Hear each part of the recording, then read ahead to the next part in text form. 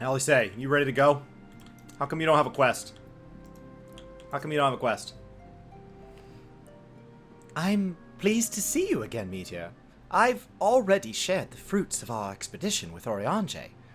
Let us together ponder their implications. Alice's pledge looks new. That seems new. Yes. Alright, here we go. Full glad am I for thy safe return. Lady Alice hath apprised me of thy many experiences.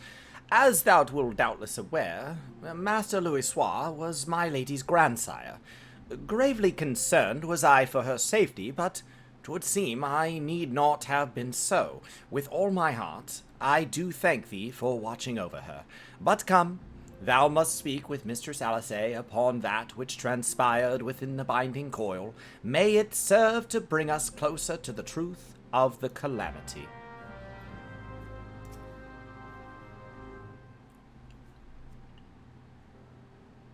Shall we begin then, Oriange? I understand you have a report of your own to share with us?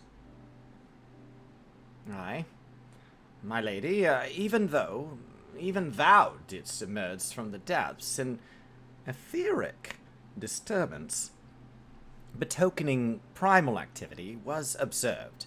In Mordona was it marked first. By comparison of time and magnitude, we have since deducted its origin. The Cartano Flats. Strange. There have been no reports on primal activity in that region. It could only have been Bahamut. That would certainly explain how we came to be in northern Thanalan. Somehow the cavern took us all the way from Vilebrand to the heart of Aldenard. 'Twould seem so, my lady. It is all but certain, then. After Bahamut disappeared 5 years ago, he hid himself deep beneath Pacatano, and has since lain dormant, regenerating. Aye, my lady. Taken together with thine own account of Bahamut's continued presence, the land's slowness to heal, and the disorder of etheric currents do point to one conclusion. Bahamut stirreth.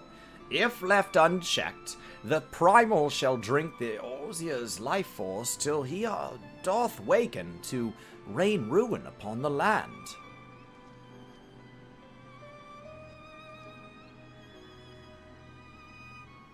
Rest assured, I do not mean to give up, Meteor. Bahamut may still live, but so too does Grandfather. For the past 5 years, he hath been keeping vigil over his nemesis, making certain that the primal does not escape.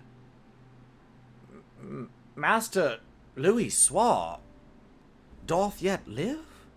I durst not hope. And thou art certain was no mere manifestation of thine also too sorely felt grief? Why hath that not mentioned this over the previous 212 days? That beeth many fortnights. I know how desperate this may sound, Oriange, but I saw him with my own 2 eyes, as did Meteor. But he vanished deeper into the labyrinth before we had a chance to speak.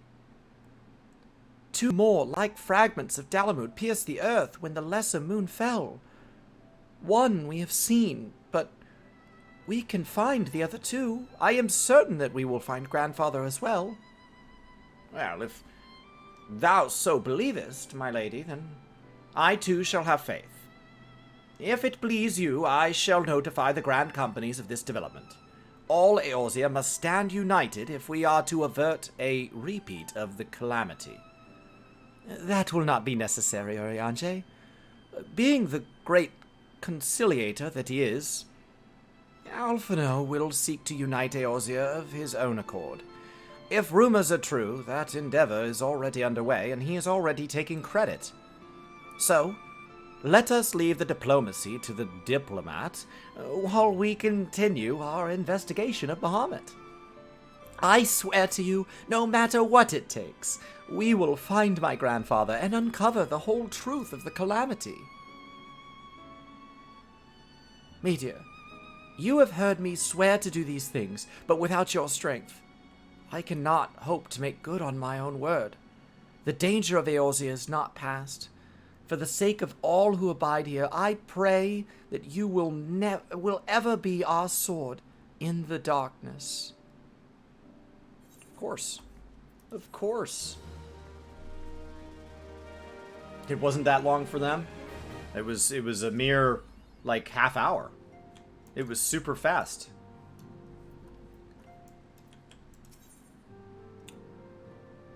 Another turn in the coil.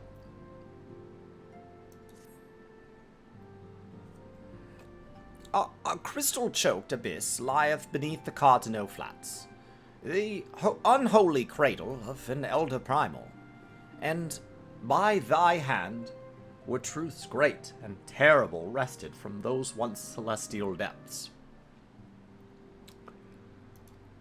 Yet, as it oft the case, an answer doth breed a profusion of questions, and the unknown doth beckon with irresistible allure. Ne'er have the mysteries of the Red Moon lay so neatly within our grasp. Lady Alicey hath sent word of her coming. 'Tis time once more to brave the precipice, and leap, unflinching, into the jagged wound that doth gape beneath the land.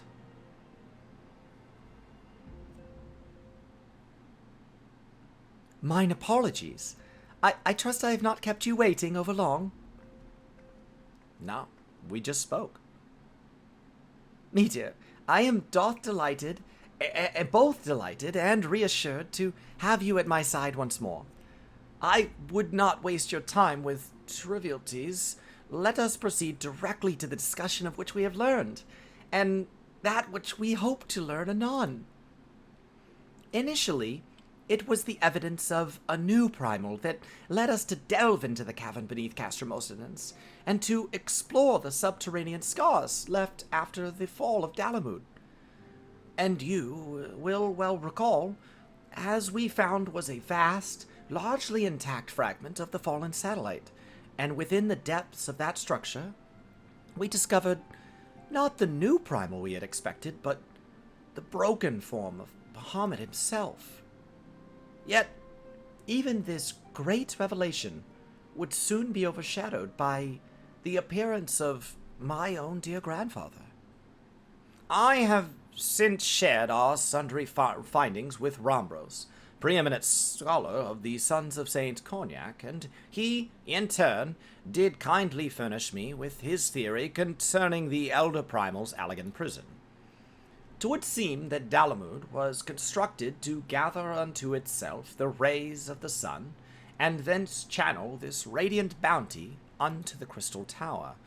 The ancients saw great potential in Bahamut's capacity to manipulate energies of otherwise unmanageable magnitude.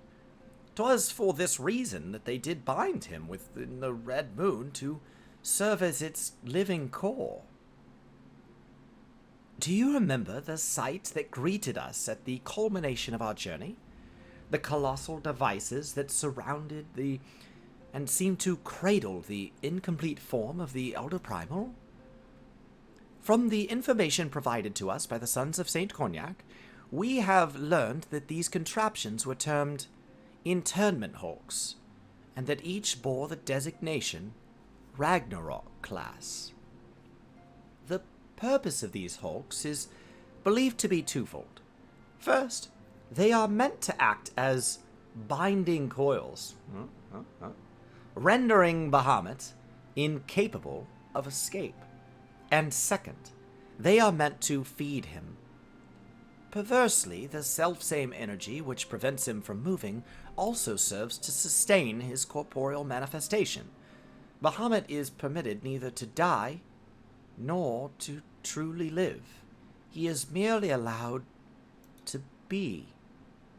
For century upon century was the elder primal thus imprisoned, bound about in fetters so subtle in their working and yet so adamant that though his cell would be destroyed, Bahamut lieth yet at the mercy of his long-departed captors. It has long been held that the primals require the prayers of their faithful followers to exist. Yet none alive worship Bahamut. Could it be, then, that the Allegans found a way to simulate prayer itself? It seems the only logical explanation. It would postulate, therefore, that the regenerative mechanisms in question also supply something akin to the power of prayer. Consequently, if all of the internment hulks were to be rendered inactive, Bahamut should dissolve into the ether. Upon the evidence of thy previous foray, we determined that the Elder Primal is sustained by 3 such binding coils. Thus we did commence to scour the realm, and found in the Twelveswood an as yet unexplored fragment of the Lesser Moon bearing a most familiar etheric signature.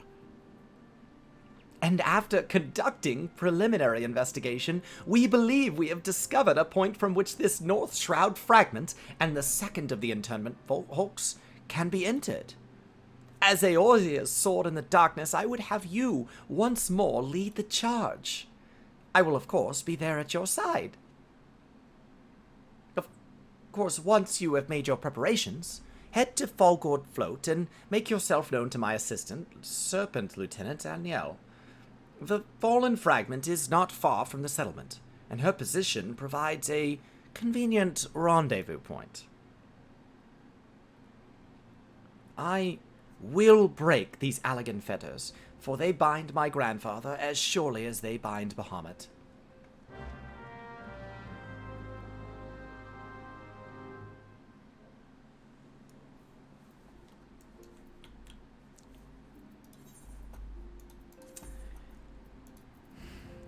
So, I kind of assumed that in Endwalker, the term Elder Primal was new, because of how everybody acted. Like, it was this big revelation that there could be Elder Primals. But maybe I mistook their response, because they had known of Elder Primals before.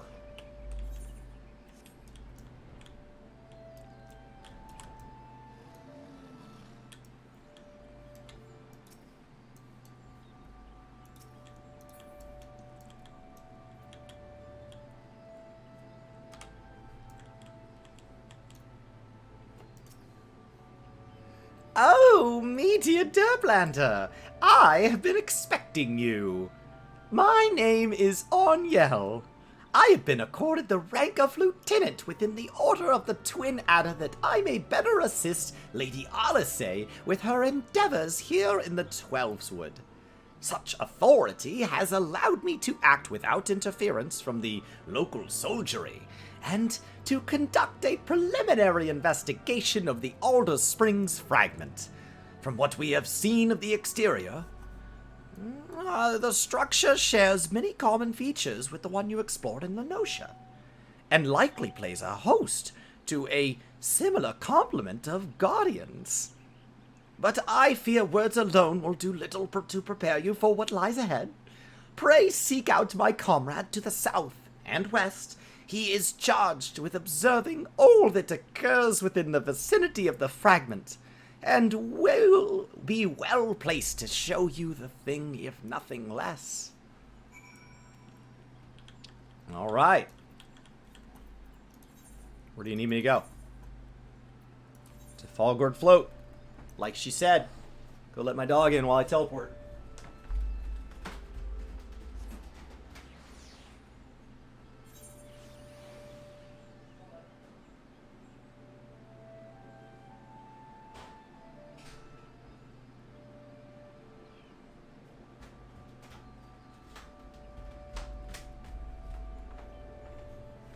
Yo.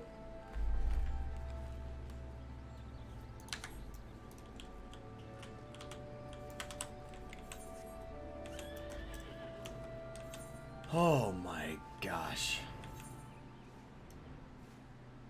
Was I already here? No one tell Chris. He just teleported the zone he's already in. I just assume I need to teleport everywhere. It's fine.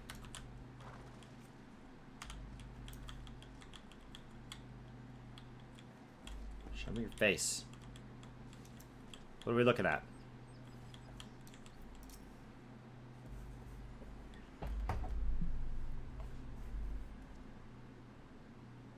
What business brings you to this broken land? Unless you fancy being ground to a bloody pulp under your granite fists of a wandering golem, I suggest you bugger... I'm kind of a big deal. Oh, my apologies, sir. Lady Alice did send word of your impending arrival, and 'twould seem I've grown rather too accustomed to chewing away curious sellswords with reckless explorers. Behold, if you will, one of the fallen shards of the Red Moon Dalamud. Our initial survey uncovered no evidence of the Empire's presence, which, while fortunate in itself, meant that the approach to the fragment had yet to be cleared. After much effort, however, we succeeded in carving out a semblance of a path which should grant you access to the entrance. And that, I'm afraid, is where our progress ended. The interior, well, assuming that the architecture of this hulk resembles the first, the master controls you seek will be located on the bottommost layer, past all the ingenious and deadly defenses which the ancient Alligans seemed so indecently fond. If you know more, I'm afraid there's nothing more for it than to brave the depths of the fragment yourself. Lady Alice should be soon arriving at Falgard. Pray do not tarry your way back to the lieutenant's post. I imagine our young mistress will be most eager to commence the expedition. The road ahead promises peril aplenty, and I would humbly suggest that this is not the occasion to stint on preparation or provisions. May the 12 watch over you.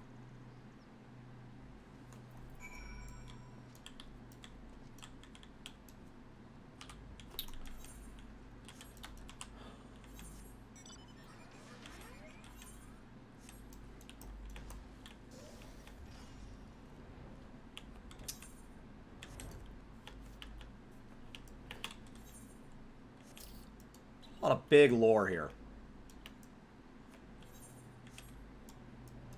I appreciate Alice along for the ride. I really like her so far.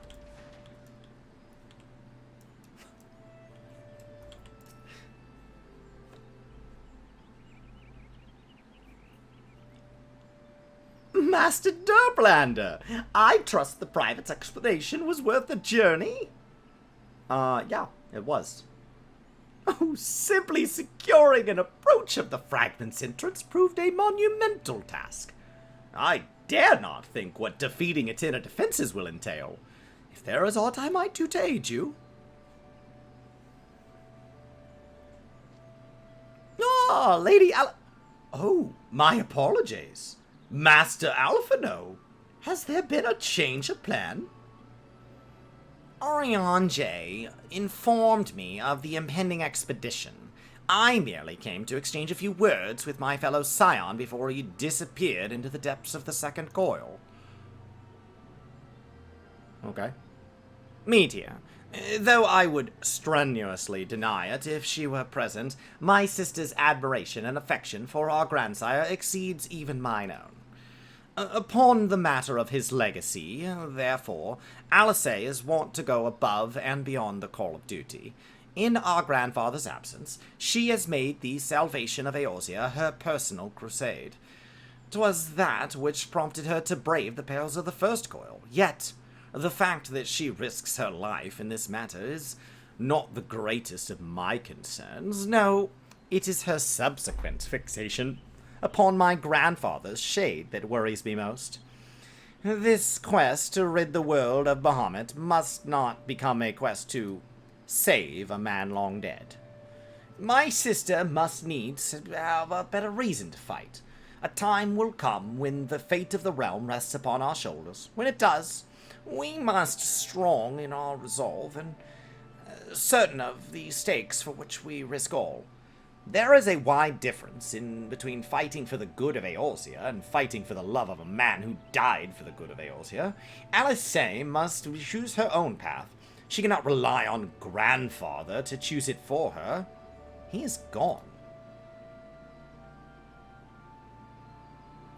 Now, I am glad it is you with whom she makes this journey. If Alysae is to discover a deeper purpose, then where better to find one than at the side of Eorzea's greatest champion? 'Twas there that I found mine, after all. I'm kind of a big deal. But 'tis past time I was gone. Fair fortune in your endeavors, Meteor. Ah, Lieutenant Aniel, was it? I would appreciate your making no mention of my presence here to my sister. Oh my.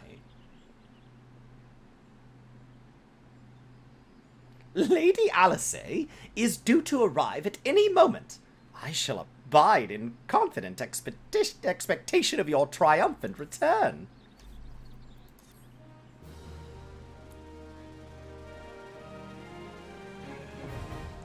Thought we could go one whole quest series without Alfie coming in and dropping his 19-year-old wisdom on us.